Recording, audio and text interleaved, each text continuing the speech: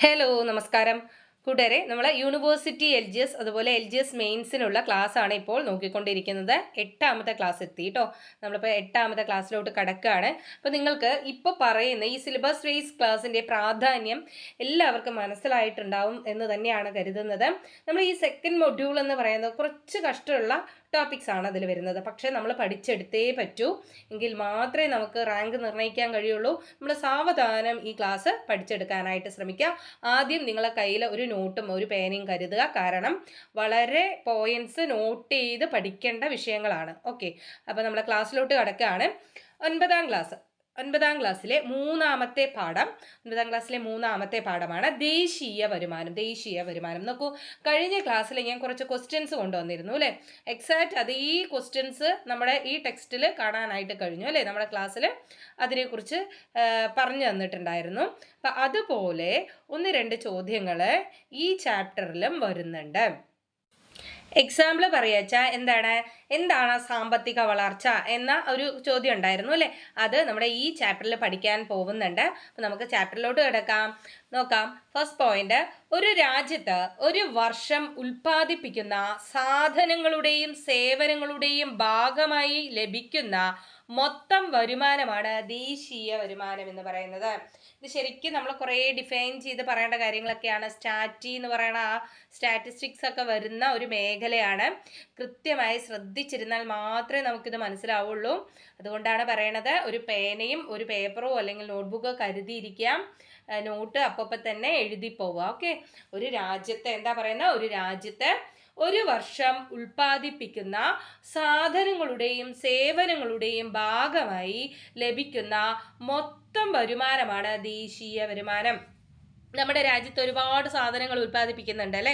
അതുപോലെ അതുമായി ബന്ധപ്പെട്ട ഒരുപാട് സേവനങ്ങൾ നടക്കുന്നുണ്ട്. എന്താണ് ഈ സേവനം? ഉൽപ്പാദിപ്പിച്ചാൽ മാത്രം മതിയോ? പോരാ അല്ലേ.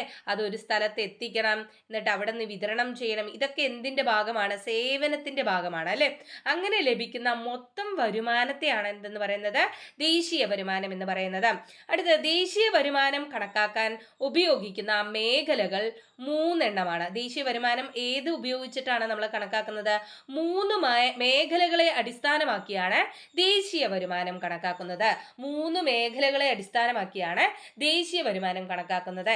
ഏതൊക്കെ മേഖലകളാണ്? കാർഷിക മേഖല, വ്യവസായ മേഖല, സേവന മേഖല. അപ്പൊ ഈ 3 മേഖലകളെ അടിസ്ഥാനമാക്കിയാണ് ദേശീയ വരുമാനം കണക്കാക്കുന്നത്. നോട്ട് ചെയ്യുന്നുണ്ടല്ലോ. ഓക്കെ, അടുത്ത പോയിന്റ്, 2015 ഇന്ത്യയുടെ ദേശീയ വരുമാനം $2182.60 ബില്യൺ ആണ്. നോട്ട് ചെയ്ത് വെച്ചോളൂ. എന്തായാലും ഇതിലെ എല്ലാ പോയിന്റ്സും നോട്ട് ചെയ്ത് പഠിച്ചേ പറ്റുള്ളൂ. അപ്പൊ നോക്കാം. 2015 ഇന്ത്യയുടെ ദേശീയ വരുമാനം എന്ന് പറയുന്നത് $2182.60 ബില്യൺ ആണ്. ക്ലിയറാണോ? അടുത്തത്, ഉൽപ്പാദിപ്പിക്കപ്പെടുന്ന അന്തിമ സാധനങ്ങളുടെയും സേവനങ്ങളുടെയും പണമൂല്യം. ഉൽപ്പാദിപ്പിക്കപ്പെടുന്ന അന്തിമ സാധനങ്ങളുടെയും സേവനങ്ങളുടെയും പണമൂല്യമാണ് മൊത്ത ദേശീയ ഉൽപ്പന്നം അഥവാ ഗ്രോസ് നാഷണൽ പ്രൊഡക്റ്റ് GNP എന്ന് പറയുന്നത്.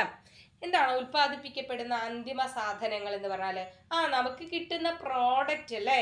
പ്രോഡക്റ്റ്, നമുക്ക് കിട്ടുന്ന ഉൽപ്പന്നം അതിൻ്റെയും അതുപോലെ സേവനങ്ങളുടെയും പണമൂല്യമാണ്. പണത്തിൽ നമ്മൾ കണക്കാക്കുന്ന മൂല്യമാണ് എന്തെന്ന് പറയുന്നത്? മൊത്ത ദേശീയ ഉൽപ്പന്നം എന്ന് പറയുന്നത്. മൊത്ത ദേശീയ ഉൽപ്പന്നം. അപ്പൊ നോട്ട് ചെയ്തോളൂ. മൊത്ത ദേശീയ ഉൽപ്പന്നം അഥവാ ഗ്രോസ് നാഷണൽ പ്രോഡക്റ്റ് എന്നാൽ എന്താണ്? ഉൽപ്പാദിപ്പിക്കപ്പെടുന്ന അന്തിമ സാധനങ്ങളുടെയും സേവനങ്ങളുടെയും പണമൂല്യമാണ് മൊത്ത ദേശീയ ഉൽപ്പന്നം. ക്ലിയർ ആണോ? ഇപ്പൊ നമ്മൾ ഈ 4 പോയിന്റ്സ് ഇപ്പൊ ഒന്ന് റിവൈസ് ചെയ്യാം. ഒരു രാജ്യത്ത് ഒരു വർഷം ഉൽപ്പാദിപ്പിക്കുന്ന സാധനങ്ങളുടെയും സേവനങ്ങളുടെയും ഭാഗമായി ലഭിക്കുന്ന മൊത്തം വരുമാനമാണ് ദേശീയ വരുമാനം. ദേശീയ വരുമാനം കണക്കാക്കാൻ ഉപയോഗിക്കുന്ന മേഖലകളാണ് കാർഷിക മേഖല, വ്യവസായ മേഖല, സേവന മേഖല. 2015 ഇന്ത്യയുടെ ദേശീയ വരുമാനം $2182.60 ബില്യൺ ആണ്. ഉൽപ്പാദിപ്പിക്കപ്പെടുന്ന അന്തിമ സാധനങ്ങളുടെയും സേവനങ്ങളുടെയും പണമൂല്യമാണ് മൊത്ത ദേശീയ ഉൽപ്പന്നം അഥവാ ഗ്രോസ് നാഷണൽ പ്രോഡക്റ്റ് അഥവാ GNP എന്ന് പറയുന്നത്. അടുത്തത്, ഇന്ത്യയിൽ ഒരു സാമ്പത്തിക വർഷമായി കണക്കാക്കുന്നത് ഏപ്രിൽ 1 മുതൽ മാർച്ച് 31 വരെയാണ്. ഇന്ത്യയിൽ സാമ്പത്തിക വർഷമായി കണക്കാക്കുന്നത് ഏപ്രിൽ 1 മുതൽ മാർച്ച് 31 വരെയാണ്. നോട്ട് ചെയ്യാം.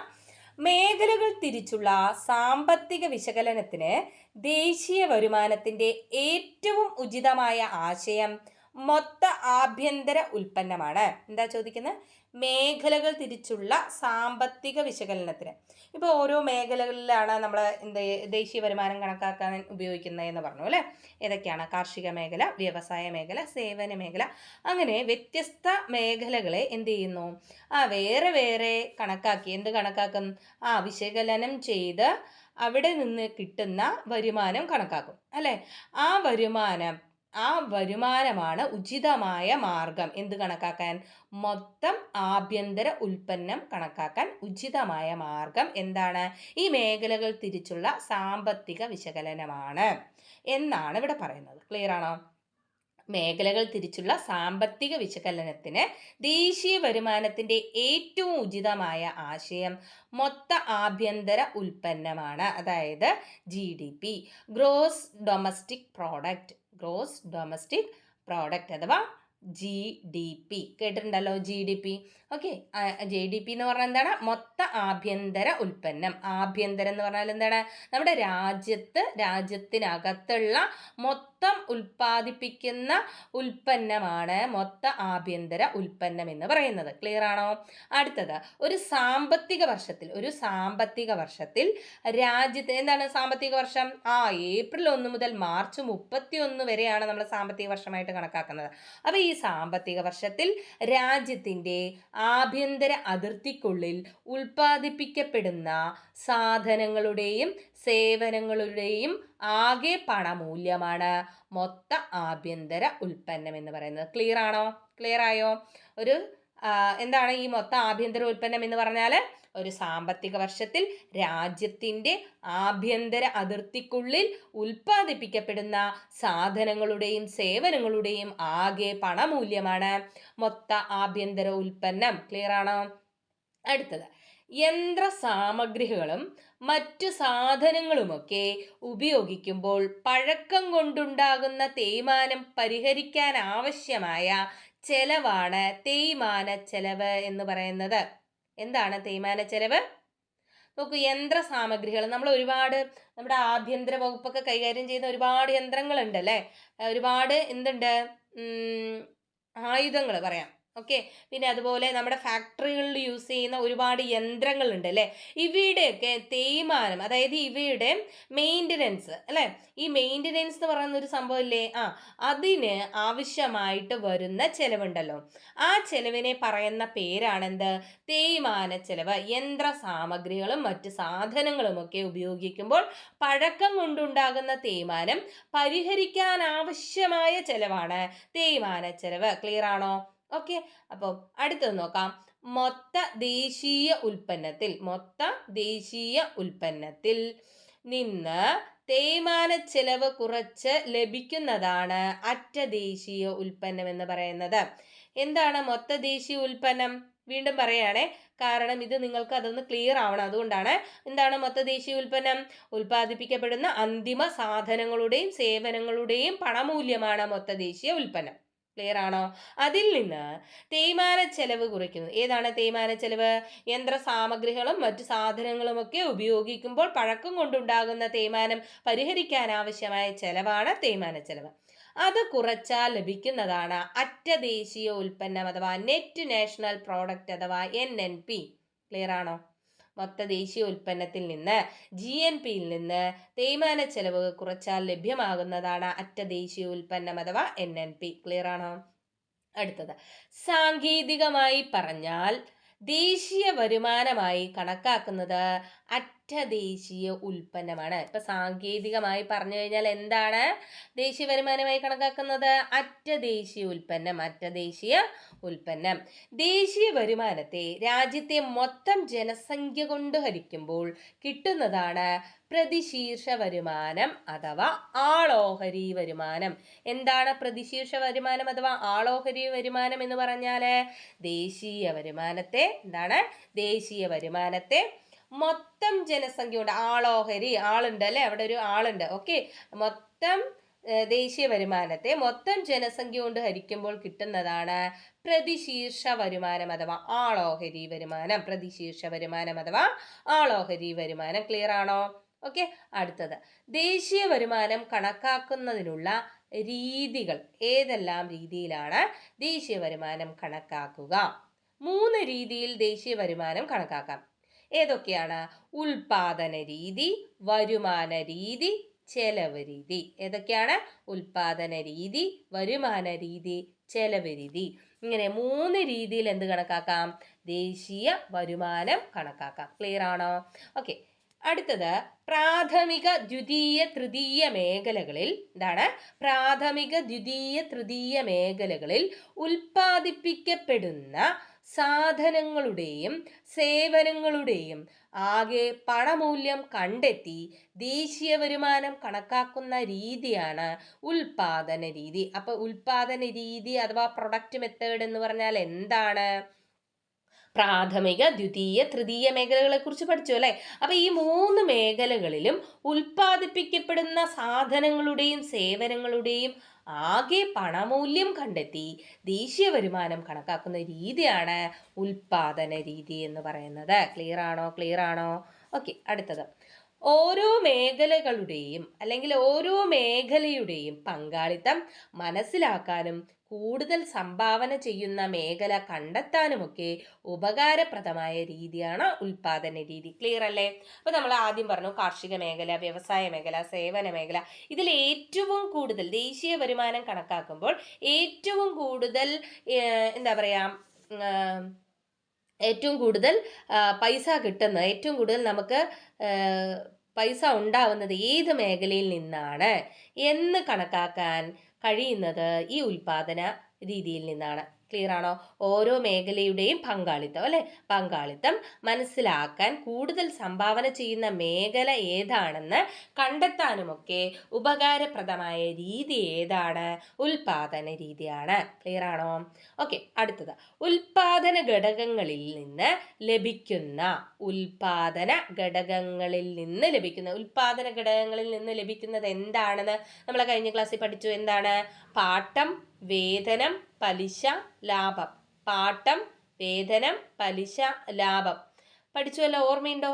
ഓക്കെ, എന്നിവയുടെ അടിസ്ഥാനത്തിൽ ദേശീയ വരുമാനം കണക്കാക്കുന്ന രീതിയാണ് വരുമാന രീതി. നോക്കൂ, കൃഷിയിൽ നിന്ന്, വ്യവസായത്തിൽ നിന്ന്, അതുപോലെ സേവന മേഖലയായ മറ്റിപ്പം എന്താ പറയുക, ഇൻഷുറൻസ്, ബാങ്കിങ് അങ്ങനെയുള്ള സംവിധാനങ്ങളിൽ നിന്ന് കിട്ടുന്ന പൈസ ഇത്ര പൈസ കിട്ടുന്നൊക്കെ നമുക്ക് പറയാം. എന്നാൽ അതിൻ്റെ ഘടകങ്ങളായ പാട്ടം, ഇപ്പം പാട്ടത്തിന് കൊടുത്തിരിക്കണം, അതിന് എത്ര കിട്ടും, അല്ലെങ്കിൽ വേതനത്തിൽ നിന്ന് എത്രയാണ് കിട്ടുന്നത്, എത്രയാണ് അവർ സംഭാവന ചെയ്യുന്നത്, പലിശ ഇനത്തിൽ നിന്ന് എത്രയാണ് സംഭാവന ചെയ്യുന്നത് ഈ മേഖലയിൽ, അതുപോലെ ലാഭത്തിൽ നിന്ന് എത്ര ലാഭം കിട്ടുന്നു. അതായത് ഇതൊക്കെ വേറെ വേറെ സോർട്ട് ചെയ്ത് എന്ത് ചെയ്യുന്നു, സെക്ഷനാക്കി സോർട്ട് ചെയ്തിട്ടാണ് ഇതിൽ വരുമാനം കണക്കാക്കുന്നത്. അപ്പോൾ ഈ രീതിയെ പറയുന്ന പേരാണ് വരുമാന രീതി. അപ്പോൾ പാട്ടത്തിൽ നിന്നൊരു എമൗണ്ട് കിട്ടുന്നുണ്ട്, വേതനമായിട്ടൊരു എമൗണ്ട് കിട്ടുന്നുണ്ട്, പലിശയായിട്ടൊരു എമൗണ്ട് കിട്ടുന്നുണ്ട് അല്ലേ, ഒരു എമൗണ്ട് കിട്ടുന്നുണ്ട്, ലാഭമായിട്ടൊരു എമൗണ്ട് കിട്ടുന്നുണ്ട്. ഈ എമൗണ്ട് എന്ന് പറയുന്നത് എന്താണ്? വരുമാനമാണ് അല്ലേ. ആ രീതിക്ക് പറയുന്ന ആ രീതിയിൽ അതിൻ്റെ അടിസ്ഥാനത്തിൽ കണക്കാക്കുന്ന ദേശീയ വരുമാനം അറിയപ്പെടുന്നതാണ് വരുമാന രീതി. ക്ലിയർ ആവുന്നുണ്ടോ? എന്നെ കൊണ്ട് പറ്റുന്ന രീതിയിൽ ഞാൻ പറയുന്നുണ്ട്. ഓക്കെ, ഉൽപാദന ഘടകങ്ങളിൽ നിന്ന് ലഭിക്കുന്ന പാട്ടം, വേതനം, പലിശ, ലാഭം എന്നിവയുടെ അടിസ്ഥാനത്തിൽ ദേശീയ വരുമാനം കണക്കാക്കുന്ന രീതിയാണ് എന്തെന്ന് പറയുന്നത്? വരുമാന രീതി എന്ന് പറയുന്നത്. ക്ലിയർ ആണോ? ഓക്കെ, അടുത്തത് ഓരോ ഉൽപാദന ഘടകത്തിൻ്റെയും ദേശീയ വരുമാനത്തിലുള്ള സംഭാവന വേർതിരിച്ചറിയാൻ സഹായിക്കുന്ന രീതിയാണ് വരുമാന രീതി. അപ്പം നമ്മൾ നേരത്തെ പറഞ്ഞ പോലെ തന്നെയാണ് ഓരോ മേഖലയുടെ പങ്കാളിത്തം മനസ്സിലാക്കാൻ ഉൽപാദന രീതി, അതുപോലെ ഓരോ മേഖലയുടെയും ഓരോ ഉൽപാദന ഘടകത്തിൻ്റെയും ഓക്കെ, ആ വേർഡ്സ് നമ്മൾ ഒന്ന് നോട്ട് ചെയ്ത് വെക്കുക. എന്താണ് ആദ്യം ഒരു മേഖല ചോദിച്ചാൽ ഏതൊക്കെയാ പെടുക? കാർഷിക മേഖല, വ്യവസായ മേഖല, സേവന മേഖല. ഇനി ഓരോ ഉൽപാദന ഘടകം എന്നുള്ളൊരു വേർഡ് വന്നാൽ എന്ത് യൂസ് ചെയ്യണം? പാട്ടം, വേതനം, പലിശ, ലാഭം. അത് എന്തുമായി ബന്ധപ്പെട്ടിരിക്കുന്നു? വരുമാന രീതിയുമായി ബന്ധപ്പെട്ടിരിക്കുന്നു. ക്ലിയർ ആണോ? ഇത്രയേ ഉള്ളൂ. നിങ്ങളൊന്ന് ജസ്റ്റ് ഒന്ന് ശ്രദ്ധിച്ചാൽ മതി. ഓക്കെ, ഓരോ ഉൽപാദന ഘടകത്തിന്റെയും ദേശീയ വരുമാനത്തിലുള്ള സംഭാവന വേർതിരിച്ചറിയാൻ സഹായിക്കുന്ന രീതി ഏതാണ്? വരുമാന രീതി.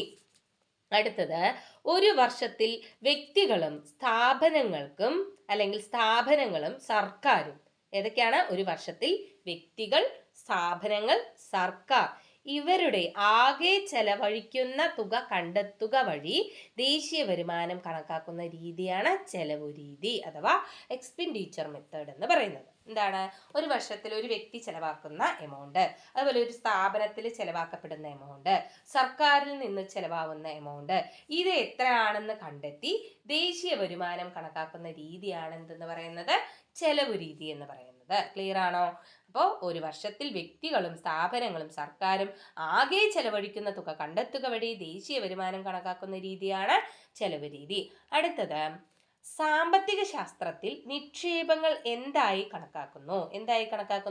ചെലവായി കണക്കാക്കുന്നു. നമ്മൾ ഇവിടെയൊക്കെ ഇത്ര നിക്ഷേപിച്ചിട്ടുണ്ട് എന്ന് നമ്മൾ പറയാം അല്ലെ. ആ നിക്ഷേപങ്ങളെല്ലാം എന്തായിട്ടാണ് കണക്കാക്കുക? ചെലവായിട്ടാണ് കണക്കാക്കുക. ഓക്കെ, സാമ്പത്തിക ശാസ്ത്രത്തിൽ നിക്ഷേപങ്ങൾ എന്തായി കണക്കാക്കുന്നു എന്ന് ചോദിച്ചാൽ ചെലവായി കണക്കാക്കുന്നു. അടുത്തത്, ഉപഭോഗ ചെലവും, അതായത് നമ്മൾ ഉപയോഗിക്കുന്ന ഒരു സാധനങ്ങൾ വാങ്ങിച്ചു അല്ലെ, അതിൽ ഒരു സാധനം വാങ്ങാൻ എന്ത് കൊടുക്കണം? കാശ് കൊടുക്കണം. അപ്പൊ നമ്മുടെ കയ്യിലുള്ള പൈസയാണ് ചെലവായത് അല്ലെ. ഉപഭോഗ ചെലവും നിക്ഷേപ ചെലവും, ഇത് നമ്മൾ എന്താണ്? ഇൻവെസ്റ്റ് ചെയ്യണം, കുറച്ച് പൈസ മാറ്റി വെക്കണം. അത് നമ്മൾ എന്താ ഉപയോഗിക്കുന്നുണ്ടോ? ഇല്ല അല്ലെ. അത് നമ്മൾ നിക്ഷേപിച്ച് വെക്കണം. അതും എന്തിലാ പെടുക? ചെലവിലാണ് പെടുക എന്ന് നമ്മൾ പറഞ്ഞു.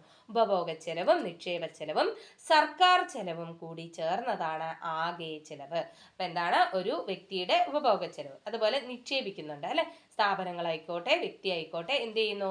പല കാര്യങ്ങളിലും നമ്മൾ പൈസ ഇൻവെസ്റ്റ് ചെയ്യുന്നുണ്ട്. അപ്പൊ ഈ നിക്ഷേപ ചെലവും സർക്കാർ ചെലവും കൂടി ചേർന്നതാണ് ആകെ ചെലവ്.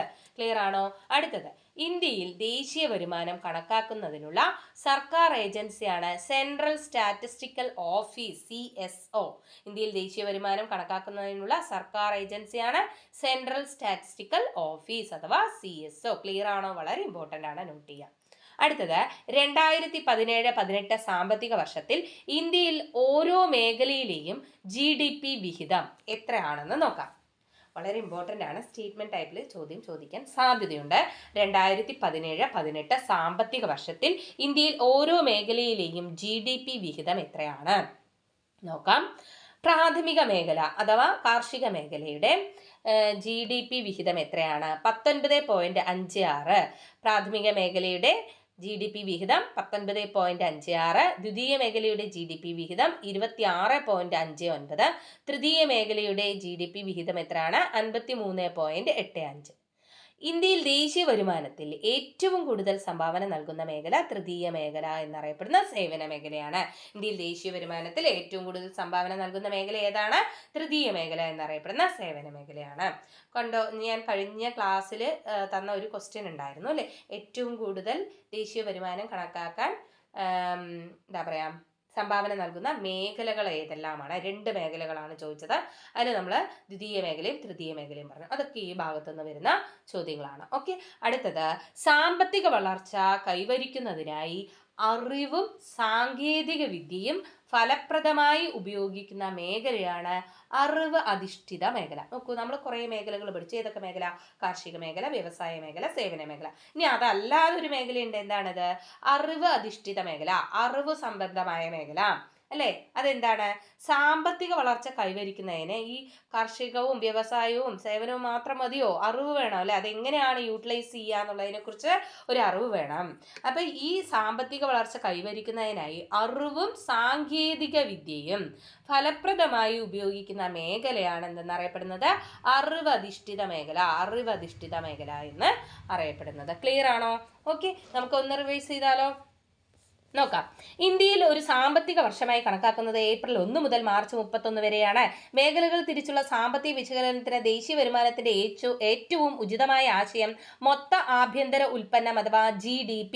ഒരു സാമ്പത്തിക വർഷത്തിൽ രാജ്യത്തിന്റെ ആഭ്യന്തര അതിർത്തിക്കുള്ളിൽ ഉൽപ്പാദിപ്പിക്കപ്പെടുന്ന സാധനങ്ങളുടെയും സേവനങ്ങളുടെയും ആകെ പണമൂല്യമാണ് മൊത്ത ആഭ്യന്തര ഉൽപ്പന്നം. യന്ത്ര സാമഗ്രികളും മറ്റു സാധനങ്ങളുമൊക്കെ ഉപയോഗിക്കുമ്പോൾ പഴക്കം കൊണ്ടുണ്ടാകുന്ന തേയ്മാനം പരിഹരിക്കാൻ ആവശ്യമായ ചെലവാണ് തേയ്മാന ചെലവ്. മൊത്ത ദേശീയ ഉൽപ്പന്നത്തിൽ അതായത് GNPയിൽ നിന്ന് തേയ്മാന ചെലവ് കുറച്ചാൽ ലഭ്യമാകുന്നതാണ് അറ്റ ദേശീയ ഉൽപ്പന്നം അഥവാ NNP. സാങ്കേതികമായി പറഞ്ഞാൽ ദേശീയ വരുമാനമായി കണക്കാക്കുന്നത് അറ്റ ദേശീയ ഉൽപ്പന്നമാണ്. ദേശീയ വരുമാനത്തെ രാജ്യത്തെ മൊത്തം ജനസംഖ്യ കൊണ്ട് ഹരിക്കുമ്പോൾ കിട്ടുന്നതാണ് പ്രതിശീർഷ വരുമാനം അഥവാ ആളോഹരി വരുമാനം. ദേശീയ വരുമാനം കണക്കാക്കുന്നതിനുള്ള രീതികളാണ് ഉൽപാദന രീതി, വരുമാന രീതി, ചെലവ് രീതി. പ്രാഥമിക, ദ്വിതീയ, തൃതീയ മേഖലകളിൽ ഉൽപ്പാദിപ്പിക്കപ്പെടുന്ന സാധനങ്ങളുടെയും സേവനങ്ങളുടെയും ആകെ പണമൂല്യം കണ്ടെത്തി ദേശീയ വരുമാനം കണക്കാക്കുന്ന രീതിയാണ് ഉൽപാദന രീതി. ഓരോ മേഖലയുടെയും പങ്കാളിത്തം മനസ്സിലാക്കാനും കൂടുതൽ സംഭാവന ചെയ്യുന്ന മേഖല കണ്ടെത്താനും ഉപയോഗിക്കുന്ന രീതിയാണ് ഉൽപാദന രീതി. ഉൽപാദന ഘടകങ്ങളിൽ നിന്ന് ലഭിക്കുന്ന പാട്ടം, വേതനം, പലിശ, ലാഭം എന്നിവയുടെ അടിസ്ഥാനത്തിൽ ദേശീയ വരുമാനം കണക്കാക്കുന്ന രീതിയാണ് വരുമാന രീതി. ഓരോ ഉൽപാദന ഘടകത്തിന്റെയും ദേശീയ വരുമാനത്തിലുള്ള സംഭാവന വേർതിരിച്ചറിയാൻ സഹായിക്കുന്ന രീതിയാണ് വരുമാന രീതി. ഒരു വർഷത്തിൽ വ്യക്തികളും സ്ഥാപനങ്ങളും സർക്കാരും ആകെ ചെലവഴിക്കുന്ന തുക കണ്ടെത്തുക വഴി ദേശീയ വരുമാനം കണക്കാക്കുന്ന രീതിയാണ് ചെലവ് രീതി. സാമ്പത്തിക ശാസ്ത്രത്തിൽ നിക്ഷേപങ്ങൾ എന്തായി കണക്കാക്കുന്നു? ചെലവ്. ഉപഭോഗ ചെലവും നിക്ഷേപ ചെലവും സർക്കാർ ചെലവും കൂടിച്ചേർന്നതാണ് ആകെ ചെലവ്. ഇന്ത്യയിൽ ദേശീയ വരുമാനം കണക്കാക്കുന്നതിനുള്ള സർക്കാർ ഏജൻസിയാണ് സെൻട്രൽ സ്റ്റാറ്റിസ്റ്റിക്കൽ ഓഫീസ് അഥവാ CSO. 2017-18 സാമ്പത്തിക വർഷത്തിൽ ഇന്ത്യയിൽ ഓരോ മേഖലയിലും GDP വിഹിതം പ്രാഥമിക മേഖല 19.56, ദ്വിതീയ മേഖല 26.59, തൃതീയ മേഖല 53.85. ഇന്ത്യയിൽ ദേശീയ വരുമാനത്തിൽ ഏറ്റവും കൂടുതൽ സംഭാവന നൽകുന്ന മേഖല തൃതീയ മേഖലയാണ്. സാമ്പത്തിക വളർച്ച കൈവരിക്കുന്നതിനായി അറിവും സാങ്കേതിക വിദ്യയും ഫലപ്രദമായി ഉപയോഗിക്കുന്ന മേഖലയാണ് അറിവധിഷ്ഠിത മേഖല. ക്ലിയർ ആണോ? ഓക്കെ, അടുത്തത് നോക്കാം. അറിവ് അധിഷ്ഠിത മേഖല എന്താണെന്ന് പറഞ്ഞു അല്ലെ. അറിവ് സമ്പദ്ക്രമത്തിന്റെ അടിസ്ഥാനം, വിദ്യാഭ്യാസം, നൂതന സാങ്കേതിക ആശയങ്ങളുടെ പ്രയോഗം, വിവരവിനിമയ സാങ്കേതിക വിദ്യ എന്നിവയാണ്. അറിവ് സമ്പദ്ക്രമത്തിന്റെ അടിസ്ഥാനം, അതായത് അറിവ് അധിഷ്ഠിത മേഖലയുടെ അടിസ്ഥാനം എന്ന് പറയുന്നത് വിദ്യാഭ്യാസമാണ്, നൂതന സാങ്കേതിക ആശയങ്ങളുടെ പ്രയോഗമാണ്, വിവരവിനിമയ സാങ്കേതിക വിദ്യയാണ്. അതാണ് ഇവിടെ പറയുന്നത്. അടുത്തത്, കാണാൻ കഴിയാത്ത ഒരു ആസ്തിക്ക് ഉദാഹരണമാണ് ഭൗതിക മൂലധനം. എന്താണ് ഭൗതിക മൂലധനം എന്ന് പറഞ്ഞാൽ? അതിനെ കാണാൻ കഴിയില്ല. അങ്ങനെയുള്ള ഒരു കാണാൻ കഴിയാത്ത ഒരു ആസ്തിക്ക് ഉദാഹരണമാണ് ഭൗതിക മൂലധനം. നോക്കാം. ഒരു സംരംഭത്തിലോ സമൂഹത്തിലോ ഉള്ള ആളുകളുടെ കൂട്ടായ അറിവാണ് ഭൗതിക മൂലധനം എന്ന് പറയുന്നത്. അപ്പോൾ എന്താണ് ഭൗതിക മൂലധനം? ഒരു സംരംഭത്തിലോ സമൂഹത്തിലോ ഉള്ള ആളുകളുടെ കൂട്ടായ അറിവാണ് എന്തെന്ന് പറയുന്നത് ഭൗതിക മൂലധനം എന്ന് പറയുന്നത്. അറിവധിഷ്ഠിത മേഖലയ്ക്ക് സർക്കാർ മുൻഗണന നൽകുന്നതിനുള്ള ഉദാഹരണങ്ങളാണ് ടെക്നോ പാർക്ക്, ഇൻഫോ പാർക്ക് തുടങ്ങിയവ. അപ്പോൾ നമ്മളുടെ ദേശീയ വരുമാനത്തിന് ഒരു ഘടകം തന്നെയാണ് ഈ അറിവ് അധിഷ്ഠിത മേഖല എന്ന് പറഞ്ഞു. അപ്പോൾ ഈ അറിവ് അധിഷ്ഠിത മേഖലയ്ക്ക് സർക്കാർ മുൻഗണന നൽകുന്നുണ്ട്. എന്തുകൊണ്ടാണ്? ടെക്നോ പാർക്ക്, ഇൻഫോ പാർക്ക് തുടങ്ങിയവയിൽ ഈ പറയുന്ന അറിവാണ് നമ്മുടെ അവിടെ ഇൻവെസ്റ്റ്മെന്റ് എന്ന് പറയുന്നത് അല്ലെ. അറിവാണ് ഇൻവെസ്റ്റ്മെന്റ് എന്ന് പറയുന്നത്. അതുകൊണ്ട് തന്നെ സർക്കാർ അതിന് എന്ത് ചെയ്യുന്നു? മുൻഗണന നൽകുന്നു. ഓക്കെ, അടുത്തത്, ഇന്ത്യയുടെ ദേശീയ വരുമാനം കണക്കാക്കുന്നതിനുള്ള പ്രധാന പരിമിതികൾ. ഇപ്പം ഏത് രീതിയിലുള്ള കണക്കുകൾ നമ്മൾ ഡാറ്റാസ് കളക്ട് ചെയ്യുകയാണെങ്കിലും അതിനൊക്കെ എന്തുണ്ടാവും? ഒരു ഡ്രോബാക്സ് ഉണ്ടാവും, അല്ലെങ്കിൽ അതിനുള്ള ഒരു പരിമിതികൾ ഉണ്ടാവും അല്ലെ. അങ്ങനെ ഇന്ത്യയുടെ ദേശീയ വരുമാനം കണക്കാക്കുമ്പോഴും അതിനെന്തുണ്ട്? കുറച്ച് പരിമിതികളുണ്ട്. എന്തെല്ലാമാണ് അവ എന്ന് നോക്കാം. ഇന്ത്യയുടെ ദേശീയ വരുമാനം കണക്കാക്കുന്നതിനുള്ള പ്രധാന പരിമിതികളാണ്: 1, വിശ്വാസയോഗ്യമായ സ്ഥിതി വിവര കണക്കിന്റെ അഭാവം. ഇനി തരുന്ന കണക്ക് എല്ലാം കറക്റ്റ് ആണോ എന്ന് ചോദിച്ചാൽ കറക്റ്റ് ആണ് എന്ന് നമുക്ക് പറയാൻ കഴിയില്ല. വിശ്വാസയോഗ്യമാണോ എന്ന് നമുക്ക് പറയാൻ കഴിയില്ല. അപ്പോൾ വിശ്വാസയോഗ്യമായ സ്ഥിതി വിവര കണക്കിന്റെ അഭാവം. 2, ഒന്നിലധികം തവണ സാധനങ്ങളുടെയും സേവനങ്ങളുടെയും പണമൂല്യം കണക്കാക്കപ്പെടാം. ചിലപ്പോൾ എന്താവാം? കണക്കിലെ മിസ്റ്റേക്ക് പറ്റാം അല്ലെ. ഒന്നിലധികം തവണ സാധനങ്ങളുടെയും സേവനങ്ങളുടെയും പണമൂല്യം കണക്കാക്കപ്പെടാം. അതുപോലെ വീട്ടമ്മമാരുടെ ഗാർഹിക ജോലി കണക്കാക്കപ്പെടുന്നില്ല. വീട്ടിലെ ഒരു വീട്ടമ്മയാണെങ്കിലും അവരവിടെ എന്താ ചെയ്യുന്നത്? അവരുടെ സമയം ഇൻവെസ്റ്റ് ചെയ്യുന്നു അല്ലെ, അവരുടെ ഊർജം ഇൻവെസ്റ്റ് ചെയ്യുന്നു. അപ്പോൾ അതൊന്നും എന്തായി കണക്കാക്കുന്നില്ല? നമ്മുടെ ദേശീയ വരുമാനത്തിൽ ഒരു ഭാഗമായിട്ട് കണക്കാക്കുന്നില്ല. ശരിയല്ലേ? വീട്ടമ്മയുടെ ഗാർഹിക ജോലി കണക്കാക്കപ്പെടുന്നില്ല. അടുത്തത് സ്വന്തം ഉപഭോഗത്തിന് മാത്രമായുള്ള ഉൽപ്പന്നം പരിഗണിക്കപ്പെടുന്നില്ല. ഇപ്പൊ നമുക്ക് വേണ്ട കാര്യങ്ങൾ എന്ത് ചെയ്യുന്നുണ്ട്, നമ്മൾ തന്നെ അത് ഉണ്ടാക്കുന്നുണ്ട് അല്ലേ? എക്സാമ്പിൾ പറയുകയാണെങ്കിൽ ഭക്ഷണം, നമ്മൾ രാവിലത്തെയും അതുപോലെ 3 നേരം നമ്മൾ കഴിക്കുന്ന ഭക്ഷണം ആയിക്കോട്ടെ, എന്താണെങ്കിലും നമ്മൾ തന്നെയാണ് അത് എന്ത് ചെയ്യുന്നത്, ഉണ്ടാക്കുന്നത് അല്ലേ? അതുപോലെ തന്നെ വസ്ത്രമായിക്കോട്ടെ, വസ്ത്രം ചില ആളുകൾ എന്താണ്, അവരവർക്ക് വേണ്ട വസ്ത്രങ്ങൾ അവർ തന്നെ സ്റ്റിച്ച് ചെയ്യാനൊന്നും മറ്റുള്ളിടത്ത് കൊടുക്കില്ല. അപ്പോൾ എന്താണ്, അവിടെ പൈസ വിനിമയം ചെയ്യപ്പെടുന്നില്ല അല്ലേ? അതുപോലെ അവനവനാവുന്ന എന്തൊക്കെ ഉൽപ്പന്നങ്ങൾ വേണോ അതെല്ലാം ഇപ്പോൾ മാക്സിമം അവർ തന്നെ ഉൽപ്പാദിപ്പിക്കുന്നു, അതിന് വിപണിയിലെത്തുന്നില്ല അല്ലേ? അപ്പം അതുകൊണ്ടാണ് പറയുന്നത് സ്വന്തം ഉപയോഗത്തിന് മാത്രമായുള്ള ഉൽപാദനം പരിഗണിക്കപ്പെടുന്നില്ല. അടുത്തത് സേവനങ്ങളുടെ പണമൂല്യം കണക്കാക്കാനുള്ള ബുദ്ധിമുട്ട്. ഇനി സേവനമായിക്കോട്ടെ, ഇപ്പോൾ ഈ സർവീസ് എന്ന് പറയുന്നതിന് എങ്ങനെയാണ് ഈ പൈസയിൽ മൂല്യം കണക്കാക്കുക, അതൊരു ടാസ്ക്കാണ് അല്ലേ? അപ്പോൾ ഈ സേവനങ്ങളുടെ പണമൂല്യം കണക്കാക്കാനുള്ള ബുദ്ധിമുട്ട്. പിന്നെ അടുത്തത് ഉപഭോക്താക്കൾ ചെലവ് കൃത്യമായി രേഖപ്പെടുത്തി സൂക്ഷിക്കാത്തത്. ഇനിയിപ്പോൾ നമ്മൾ ഓരോ സാധനങ്ങൾ വാങ്ങിക്കുന്നുണ്ട്, ഒരു ബഡ്ജറ്റ് ഇട്ടിട്ടാണോ നമ്മൾ വീട്ടിലുള്ള ഓരോ കാര്യങ്ങളും ചെയ്യുന്നത്? അല്ല അല്ലേ? നമ്മൾക്ക് എന്താണ്, പല സമയങ്ങളിലും പല ആവശ്യങ്ങളായിരിക്കും അല്ലേ? അപ്പോൾ നമ്മൾ കൃത്യമായ ഒരു ചെലവ് നമ്മൾ രേഖപ്പെടുത്തുന്നില്ല. അപ്പോൾ ഒരു മാസമുള്ള ചിലവായിരിക്കില്ല അടുത്തൊരു മാസം. അപ്പോൾ നമുക്ക് ഇത്ര രൂപയാണ് ഒരാളുടെ ചിലവ് എന്ന് കണക്കാക്കാൻ പറ്റില്ല. അപ്പം നമ്മളൊരു ആവറേജ് ആണ് എടുക്കുക എപ്പോഴും അല്ലേ? ഇപ്പോൾ ഒരു 12 മാസത്തെ ഒരാളുടെ ചിലവ് കണക്കാക്കണം എന്നുണ്ടെങ്കിൽ എന്താണ്, കറക്റ്റ് ഒരു മാസം ഇത്ര രൂപ എന്ന് നമുക്ക് പറയാൻ കഴിയില്ല. അപ്പോൾ നമ്മളൊരു ആവറേജ് എമൗണ്ട് ആയിരിക്കും എഴുതുക. അപ്പോൾ നമ്മൾ ഈ കൃത്യമായിട്ടുള്ള ഒരു ചിലവ് കണക്കാക്കാൻ കഴിയാത്തതും എന്ത് തന്നെയാണ്, ഒരു പരിമിതിയാണ്. ശരിയല്ലേ? ഓക്കെ. അപ്പോൾ എന്തൊക്കെയാണ് ഇന്ത്യയുടെ ദേശീയ വരുമാനം കണക്കാക്കുന്നതിനുള്ള പ്രധാന പരിമിതികൾ? 1, വിശ്വാസയോഗ്യമായ സ്ഥിതിവിവര കണക്കിന്റെ അഭാവം. 2, ഒന്നിലധികം തവണ സാധനങ്ങളുടെയും സേവനങ്ങളുടെയും പണമൂല്യം കണക്കാക്കപ്പെടാം. വീട്ടമ്മയുടെ ഗാർഹിക ജോലി കണക്കാക്കപ്പെടുന്നില്ല. സ്വന്തം ഉപയോഗത്തിനു മാത്രമായുള്ള ഉൽപ്പന്നം പരിഗണിക്കപ്പെടുന്നില്ല. സേവനങ്ങളുടെ പണമൂല്യം കണക്കാക്കാനുള്ള ബുദ്ധിമുട്ട്. ഉപഭോക്താക്കൾ ചെലവ് കൃത്യമായി രേഖപ്പെടുത്തി സൂക്ഷിക്കാത്തത്. ക്ലിയർ ആണോ? നോക്കി, ഇതെല്ലാം നിങ്ങൾക്ക് പഠിച്ചാൽ കിട്ടുന്നില്ല എന്നുണ്ടെങ്കിൽ എന്ത് ചെയ്യണം? ആദ്യം 2-3 തവണ കേൾക്കുക. കേട്ടതിന് ശേഷം മാത്രം എന്ത് ചെയ്യുക, പോയിന്റ്സ് നോട്ട് ചെയ്യുക. എന്നിട്ട് ഒന്നുകൂടെ ഒന്ന് കേൾക്കുക, ഒന്ന് വായിക്കുക. അപ്പോൾ ക്ലിയർ ആവും. ഓക്കെ, എല്ലാം കിട്ടും. നമ്മൾ പഠിച്ചാൽ കിട്ടാത്തതായിട്ട് ഒന്നുമില്ല. ഓക്കെ, അപ്പോൾ നമ്മൾ അടുത്ത ചാപ്റ്ററിലോട്ട് കിടക്കുകയാണ്. അതിനു മുന്നേ ഒന്ന് റിവൈസ് ചെയ്യാം. അറിവ് സമ്പദ്ക്രമത്തിന്റെ അടിസ്ഥാനം വിദ്യാഭ്യാസം, നൂതന സാങ്കേതിക ആശയങ്ങളുടെ പ്രയോഗം, വിവരവിനിമയ സാങ്കേതിക വിദ്യ. കാണാൻ കഴിയാത്ത ഒരു ആസ്തിക്ക് ഉദാഹരണമാണ് ഭൗതിക മൂലധനം. ഒരു സംരംഭത്തിലോ സമൂഹത്തിലോ ഉള്ള ആളുകളുടെ കൂട്ടായ അറിവാണ് ഭൗതിക മൂലധനം.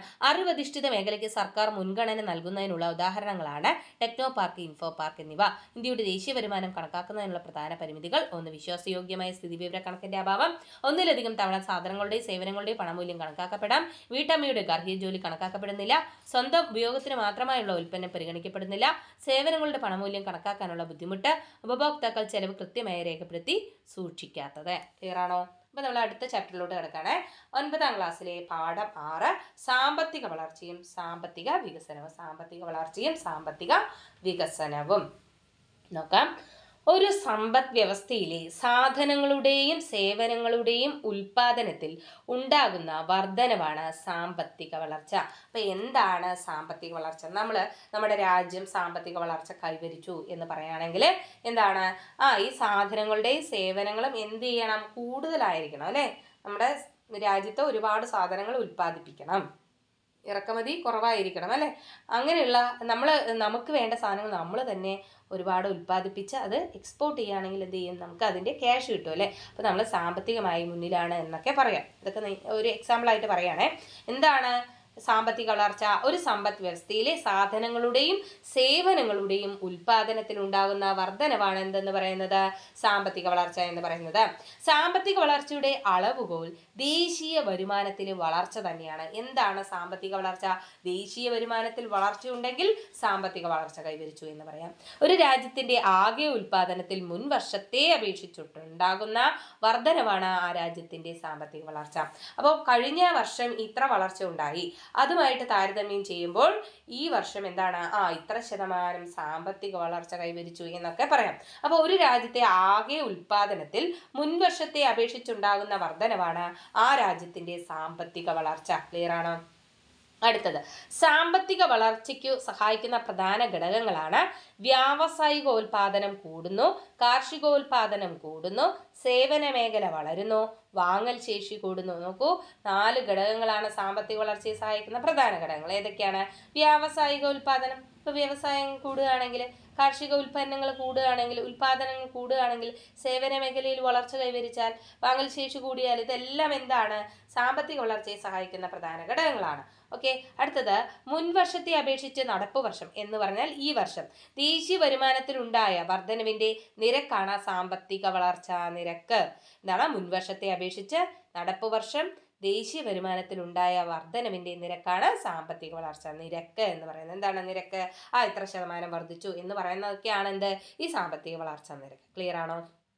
അടുത്ത സാമ്പത്തിക വളർച്ചയോടൊപ്പം ജീവിത ഗുണനിലവാരത്തിലുള്ള ഉയർച്ച കൂടി ചേർന്നതാണ് സാമ്പത്തിക വികസനം. അപ്പോൾ സാമ്പത്തിക വളർച്ച വേറെ, സാമ്പത്തിക വികസനം വേറെ. എന്താണ് സാമ്പത്തിക വികസനം?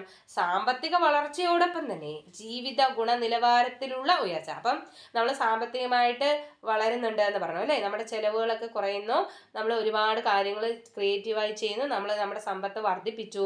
എന്നാൽ നമ്മൾ പഴയ അതേ ജീവിത നിലവാരമാണ് പിന്നീടും എന്നുണ്ടെങ്കിൽ നമ്മൾ സാമ്പത്തിക വികസനം കൈവരിച്ചു എന്ന് പറയാൻ കഴിയില്ല. പക്ഷേ നമ്മുടെ ജീവിത നിലവാരത്തിൽ കുറച്ച് മെച്ചപ്പെട്ട് കഴിഞ്ഞാൽ നമ്മൾ എന്ത് പറയാം? സാമ്പത്തിക വികസനം ഉണ്ടായി എന്ന് പറയാം. സാമ്പത്തിക വളർച്ചയോടൊപ്പം ജീവിത ഗുണനിലവാരത്തിലുള്ള ഉയർച്ച കൂടി ചേർന്നതാണ് സാമ്പത്തിക വികസനം. ക്ലിയർ അല്ലേ? അടുത്തത് പ്രധാന വികസന സൂചികകൾ. ഇനി എന്തിന്റെ അടിസ്ഥാനത്തിലാണ് സാമ്പത്തികമായി വികസിച്ചു എന്ന് പറയുക? എന്തിൻ്റെയൊക്കെ അടിസ്ഥാനത്തിലാണ്? എന്ത് മാനദണ്ഡമാണ് എന്ന് നോക്കാം. 1 പ്രതിശീർഷ വരുമാനം, 2 ഭൗതിക ജീവിത ഗുണനിലവാര സൂചിക, 3 മാനവ വികസന സൂചിക, 4 മാനവ സന്തോഷ സൂചിക. ഈ 4 സൂചകങ്ങളെ അടിസ്ഥാനമാക്കി എന്ത് പറയാം? നമ്മൾ സാമ്പത്തിക വികസനം കൈവരിച്ചോ, അല്ലെങ്കിൽ നമ്മൾ സാമ്പത്തികമായി വികസനത്തിൽ എന്ത് നേട്ടമാണ് കൈവരിച്ചത് എന്നൊക്കെ പറയാൻ കഴിയും. ഏതിൻ്റെ അടിസ്ഥാനത്തിൽ? ഈ 4 സൂചകങ്ങളുടെ അടിസ്ഥാനത്തിൽ. ഏതൊക്കെയാണ് സൂചകങ്ങൾ? പ്രതിശീർഷ വരുമാനം, ഭൗതിക ജീവിത ഗുണനിലവാര സൂചിക, മാനവ വികസന സൂചിക, മാനവ സന്തോഷ സൂചിക. ഇനി അത് ഏതൊക്കെയാണ്, എന്തൊക്കെയാണെന്നൊക്കെ പഠിക്കാം. നോക്കാം. ആദ്യം ഇതൊന്ന് റിവൈസ് ചെയ്യാം. ഒരു സമ്പദ് വ്യവസ്ഥയിലെ സാധനങ്ങളുടെയും സേവനങ്ങളുടെയും ഉൽപാദനത്തിൽ ഉണ്ടാകുന്ന വർധനവാണ് സാമ്പത്തിക വളർച്ച അഥവാ എക്കണോമിക് ഗ്രോത്ത് എന്ന് പറയുന്നത്.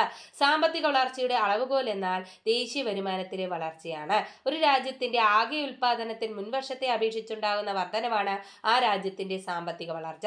സാമ്പത്തിക വളർച്ചയ്ക്ക് സഹായിക്കുന്ന പ്രധാന ഘടകങ്ങളാണ് വ്യാവസായികോൽപാദനം കൂടുന്നു, കാർഷികോൽപാദനം കൂടുന്നു, സേവന മേഖല വളരുന്നു, വാങ്ങൽ ശേഷി കൂടുന്നു.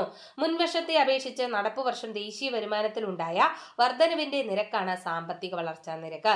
സാമ്പത്തിക വളർച്ചയോടൊപ്പം ഗുണനിലവാരത്തിലുള്ള ഉയർച്ച കൂടി ചേർന്നതാണ് സാമ്പത്തിക വികസനം അഥവാ എക്കണോമിക് ഡെവലപ്മെന്റ്. പ്രധാന വികസന സൂചികകളാണ് പ്രതിശീർഷ വരുമാനം, ഭൗതിക ജീവിത ഗുണനിലവാര സൂചിക, മാനവ വികസന സൂചിക, മാനവ സന്തോഷ സൂചിക എന്നിവ. ഓക്കെ, ക്ലിയർ അല്ലേ? കൂട്ടുകാരെ, ഞാൻ ഈ ക്ലാസ് ഇവിടെ വൈൻഡപ്പ് ചെയ്യാണ്. കാരണം ഈ ചാപ്റ്റർ കുറച്ചുകൂടെ ഉണ്ട്. അപ്പം നിങ്ങൾക്ക് കഴിഞ്ഞ ചാപ്റ്റർ ഈ ചാപ്റ്ററും തമ്മിൽ കൺഫ്യൂഷൻ ആവരുത് എന്ന് കരുതിയിട്ടാണ്. വീഡിയോ കുറച്ച് ലെങ്തി ആയി പോകും. നിങ്ങൾക്ക് കുറച്ച് പോയിന്റ്സ് ആണെങ്കിൽ അതൊന്ന് പഠിച്ചിരിക്കാനും റിപ്പീറ്റ് ചെയ്ത് കേൾക്കുമ്പോൾ ഒന്ന് ഓർത്തിരിക്കാൻ കഴിയും. അതുകൊണ്ട് നമ്മുടെ ക്ലാസ്സുകൾ ഇപ്പോൾ 1-2 കൂടി എന്ന് വരും. അപ്പം അതുകൊണ്ട് കാര്യമില്ല, കുഴപ്പമില്ല. ഞാനിത് അടുത്ത ക്ലാസ്സിൽ ഈ ഒരു ചാപ്റ്റർ ഒന്നുകൂടെ റിപ്പീറ്റ് ചെയ്തിട്ടാണ് അടുത്ത ക്ലാസ്സിലോട്ട് പോവുക. ഓക്കെ, അപ്പോൾ നിങ്ങൾ ഇത് പഠിച്ചു തന്നെ പോവുക. ഇത്ര മാത്രമേ എനിക്ക് പറയാനുള്ളൂ. അപ്പോൾ നമുക്ക് അടുത്ത ക്ലാസ്സിൽ കാണാം. താങ്ക്